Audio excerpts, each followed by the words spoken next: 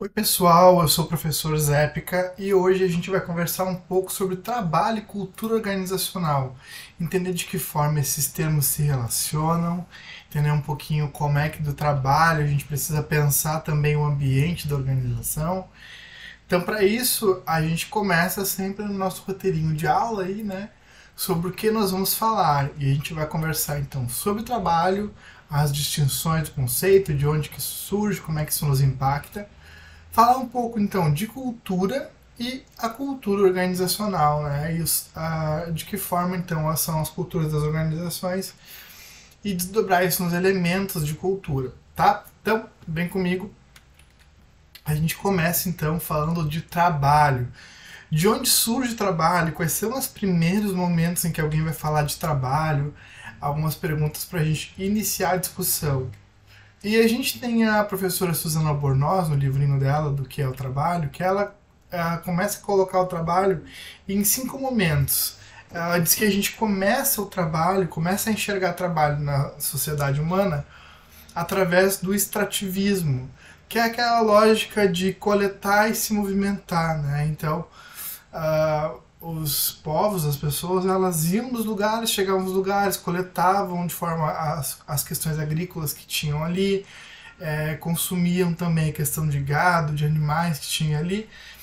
E assim que isso era consumido, esses povos eles iam para um outro lugar fazer o mesmo movimento de novo, né? Então eles se movimentavam. Nesse momento aí, muito antigo ainda, né, da nossa história, as atividades elas são pouco diferenciadas por sexo, por gênero, melhor dizendo, né? Não tem o trabalho do homem, o trabalho da mulher, os trabalhos são sempre muito homogêneos, tá? Esse seria o primeiro momento, o momento nômade da história da humanidade. Depois a gente tem um momento que a gente chama de momento agrícola.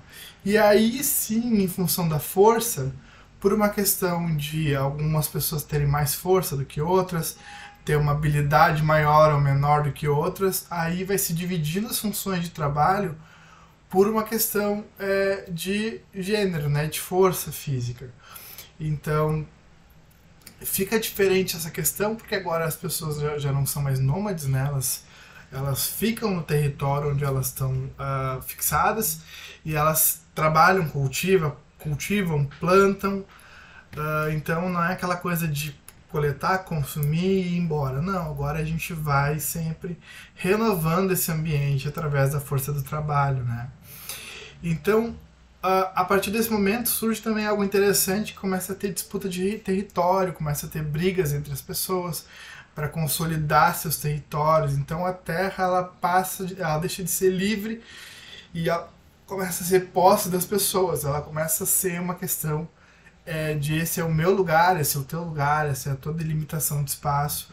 Então a questão de trabalhar começa a ter uma noção de propriedade, de dominação, tá? Então é daqui que começa a ter essas noções aí que até hoje ficam, né? Depois a gente tem um momento que a gente vai chamar de feudalismo, né? Que o trabalho ele continua esse trabalho muito agrícola, também esse trabalho também extrativista, mas começa a ter algumas questões de serviço militar, né, de proteção ao feudo, algumas concessões do governo para que o feudo fique protegido, aquele espaço seja cultivado. Então esses servos feudais eles pagam impostos ao senhor feudal. Então a terra que ela agora é dominada, ela é de alguém, ela é do senhor feudal e as pessoas trabalham na terra dessa pessoa e pagam impostos a ela. Então elas pagam, alugam esse espaço para poder trabalhar, né? A terra passa a ser de alguém no feudalismo e então eu presto trabalho ao senhor feudal. Depois disso a gente tem um momento que é o momento dos artesãos, o momento do artesanato, tá? E esses artesãos não é isso que a gente vê aí na rua, né? De passar e ver alguém fazendo alguma coisa manual, não é bem isso, tá? Os artesãos eles seriam o que a gente pode chamar até dos primeiros engenheiros da história, tá? Eles não tinham terra, o dinheiro deles era só daquelas fábricas que eles mesmos montavam.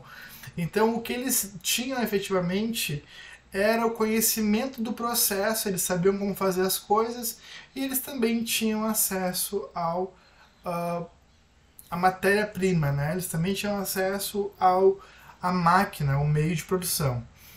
Então, aqui é diferente do que a gente vê antes, porque esse artesão, ele não é mais posse do patrão e ele não é mais dependente do espaço feudal, tá?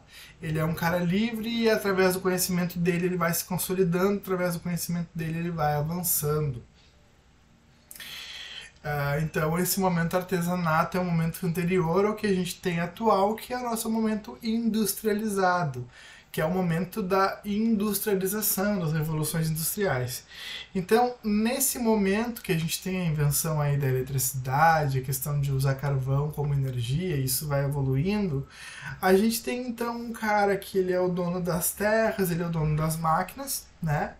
E as pessoas, elas prestam serviço a essa pessoa usando as suas máquinas, usando os seus espaços, usando a sua terra, o seu lugar, usando as suas máquinas e entregando a sua força de trabalho. Então, esse trabalhador, ele entrega, né, entrega para o senhor, assim, para o burguês, né? Então, entrega para esse empregador a sua força de trabalho, né? E o empregador, então o dono do negócio, tem máquinas, tem espaço, tem matéria-prima. As tarefas agora, elas não são mais tarefas especificamente de conhecimento, elas são tarefas de reprodução, tarefas específicas, cada um com a sua área de conhecimento. Esse trabalho surge dessa forma, mas enfim, o que é o trabalho, né? Se ele vai avançando, avançando, avançando e a gente vê ele em vários momentos, qual é a definição? A Susana Albornoz, ela traz uma definição que é a seguinte, que o trabalho é a atividade consciente com o objetivo de transformar a natureza para satisfazer a necessidade humana. Então, trabalho é quando eu, pessoa, ou grupos, ou times, né, conscientemente nós estamos o quê? Empenhando algum esforço para fazer a transformação da matéria-prima, do suprimento, para que essa transformação de matéria-prima a suprimento vire um produto e esse produto satisfaça a vontade humana. Vamos pensar num exemplo? O que é trabalho? Quando eu vou lá e eu vou comprar uma salada de frutas. Aquela salada de frutas envolveu trabalho. Por quê?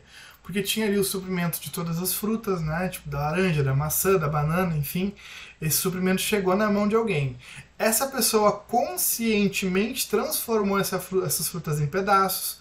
Essa pessoa conscientemente colocou ali o suco, colocou ali a água e transformou em algo que é o produto. E esse produto satisfaz a necessidade humana, a vontade humana também poderia ser.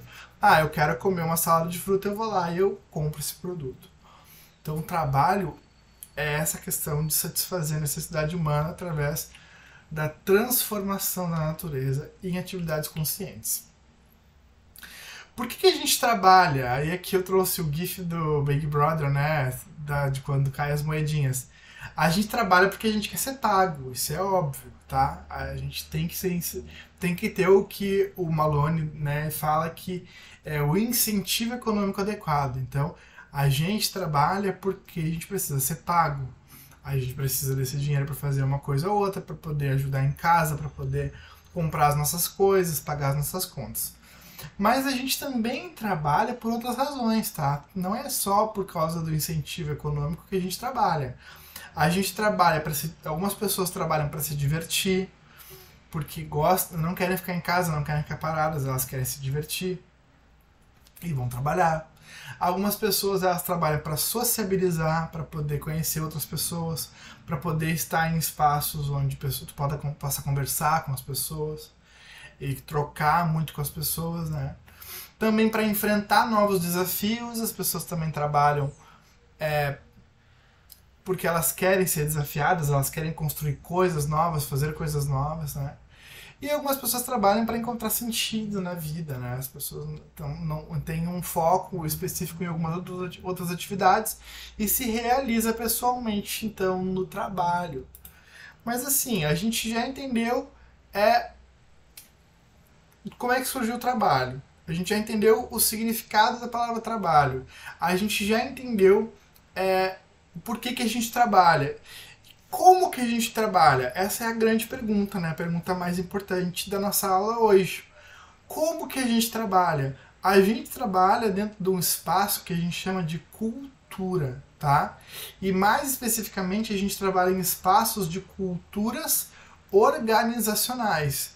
Vamos analisar isso com calma, tentar entender isso? Cultura. Para começar, o que é cultura, tá?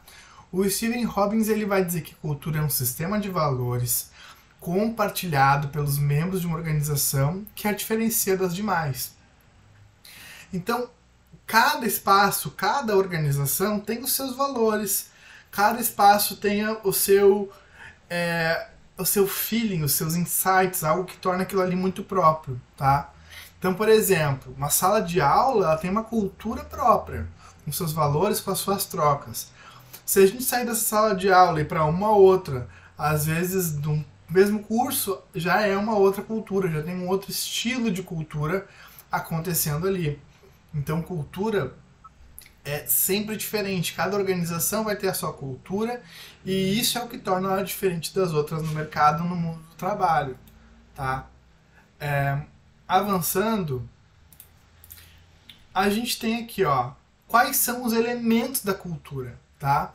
E a gente tem até mais do que esses, mas assim, para a gente poder começar a discussão e entender o nosso papel enquanto pessoas no mercado de trabalho, ou melhor, no mundo de trabalho, a gente precisa entender esses elementos, esses papéis que tu vai desempenhar, ou que tu tem que entender dentro do ambiente da empresa.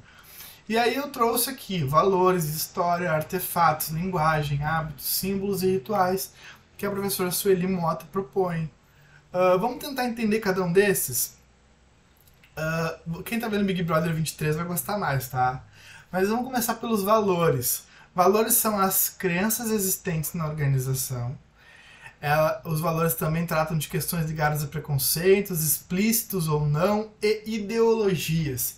Bah, professor, não entendi isso. Ó, quem tá vendo Big Brother vai lembrar da Sarah Line. A Sarah Line é o que ela tem por profissão ser gestora da diversidade. O que é isso?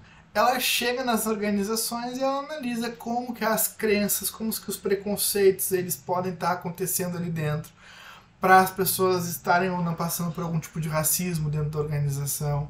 Então, às vezes a organização ela tem uma característica racista e ninguém percebe. Às vezes a organização ela tem um propósito meio machista e ninguém percebe. E esses valores, eles são às vezes intrínsecos, nem aparecem na organização. Aí a Sarah Line, enquanto gestora de diversidade, pode ir lá e dizer, pô, não é assim que deveria ser, a gente deveria mudar os valores, tá? Mas esses valores não necessariamente eles são negativos, né? Preconceitos, explícitos, tal. Esses valores eles podem ser positivos também, tá? Valores específicos, como que as coisas devem ser feitas, então valores de como que eu devo me comportar, o que eu devo fazer, de que forma eu devo fazer. Tudo isso aí vai entrando também na questão dos valores, tá? E a gente precisa entender dentro da organização quais são os valores da organização em que a gente está inserido, para que a gente possa estar, claro, respeitando, né, os limites, mas se adequando e trabalhando com esses valores, ou buscando cada vez mais estar de acordo e parecido com esses valores, tá? Depois a gente tem a história, falando de Big Brother, quem não vai lembrar aí, né, da Grazi Massafera, da Sabrina Sato. A história da organização é muito importante, tá? São esses mitos, esses heróis, né, ali como a professora coloca, que fazem parte da história. Então, não dá para tu querer estar numa organização, por exemplo, uma empresa, e não saber quem é o criador, não saber quem é o idealizador, quem é a pessoa por trás daquele projeto, tá? Essa pessoa ela precisa ser conhecida por todos. Essa pessoa é quem dá a alma ali, ó, pela empresa, ou protagonizou esses eventos iniciais. Então, não dá pra tu pensar em por exemplo, não dá pra pensar em Big Brother e não pensar na Sabrina e na Grazi. Ah, mas por quê? Porque elas marcaram a história. Não dá pra tu querer construir uma história depois sem ter noção de quem são essas pessoas, de que forma que deu certo aquilo que elas se propuseram a fazer. Então, é muito importante quando a gente vai trabalhar numa organização que a gente comece a investigar isso da organização. Qual é a história, onde é que essa empresa começou, quem que fundou, quando que fundou, que situação era, a empresa mudou de ramo ou não. Saber isso é importante. Se a empresa mudou de ramo, ela é maleável, ela é resiliente. Se a empresa não mudou de ramo, nossa, quanto tempo ela estava no mercado com o mesmo produto, a confiança que os clientes têm nela. Então é muito importante a gente entender a história para poder entender quem são essas pessoas, né, e tratá-las com respeito de uma forma para que na organização tu te comporte como tu é esperado, né? Depois a gente tem a questão dos artefatos, tá? E aí, olha só, aqui tem os dummies, né, do BBB, que eles são o próprio artefato, né? A roupa deles é um artefato, a forma como eles fazem as provas são cheias de artefatos. Então, os artefatos são as vestimentas utilizadas, o espaço utilizado, o ambiente utilizado para o desenvolvimento das atividades. Então, não tem como tu trabalhar, por exemplo, num ambiente que todo mundo se veste, por exemplo, de azul e tu vai chegar lá todo vestido de, sei lá, de amarelo. Não é isso. Tem uma vestimenta adequada, né, para esse lugar. Tem uma roupa adequada para esse lugar. Posso ir trabalhar de tênis? Se todo mundo trabalha de sapato, tu não pode trabalhar de tênis, tá? Ao mesmo passo que se todo mundo trabalha de tênis, não vai ser tu para chegar trabalhando de sapato. Então é um exemplo, mas é bem claro, assim, a gente precisa entender que artefatos precisam ser utilizados. Às vezes a empresa é explícita em dizer, olha, tem que vir com uma camisa branca, uma calça preta todos os dias. Aí tu já sabe. Ou a empresa te dá um uniforme, aí tu sabe que tu tem que usar o teu uniforme. Agora, se a empresa não disser nada, é válido também perguntar, olha, qual é a vestimenta esperado? Como é que vocês esperam que eu me vista, né? Então, pegar essas dicas é muito importante, tá?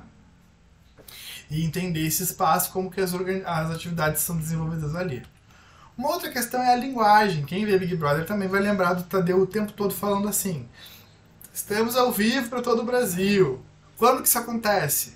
Quando algum participante vai lá e fala um palavrão, né? Então, não pode falar palavrão ao vivo, né? Tem criança assistindo. A mesma coisa na empresa. Cada empresa tem uma linguagem específica que pode ser formal ou pode ser informal. Isso precisa ficar bem claro também. Se a empresa não comunicar, tem que perguntar, tem que descobrir, tem que ficar atento para perceber que linguagem é essa, né? Então, como é que eu atendo o telefone?